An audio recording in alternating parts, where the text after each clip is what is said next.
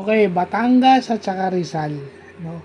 Ito yung laro sa MPBL na ito dapat yung kung paano nilalaro yung basketball.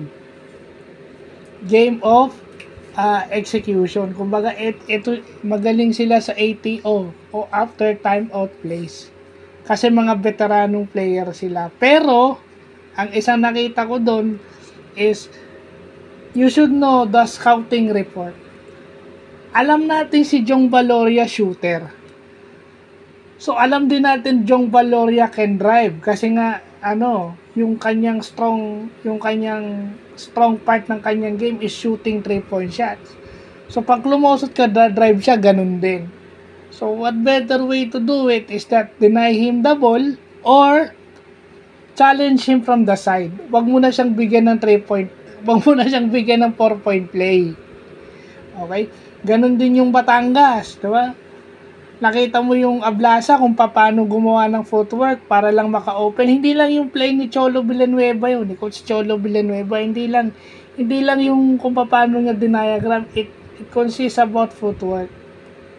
Paano ka malilibre?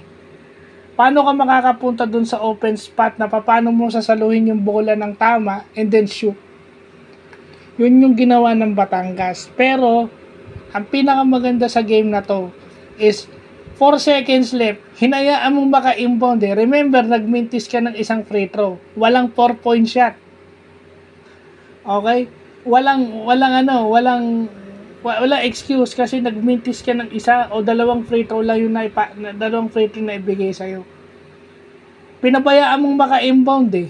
4 seconds, half court shot nga yun.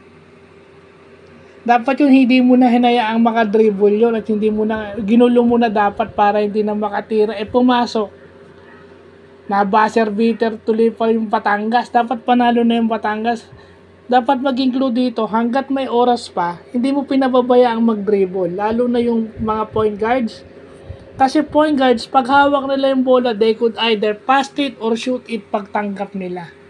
Ginawa ng point guard nung result, tinira niya.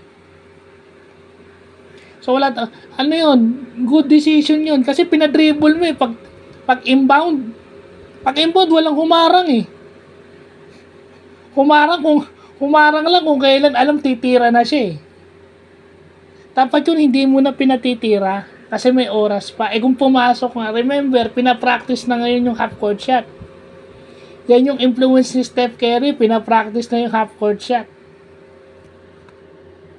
Hindi na chamba yung half-court shot na yan. Ginagawa na talaga yan. So, anong dapat gawin? Dinedepensahan niya yung pagtanggap. Kasi once makabuelo yung player, hindi mo na masasabi kung papasok yun o hindi. Kasi nga, pinapractice na yan. So, yun lang po.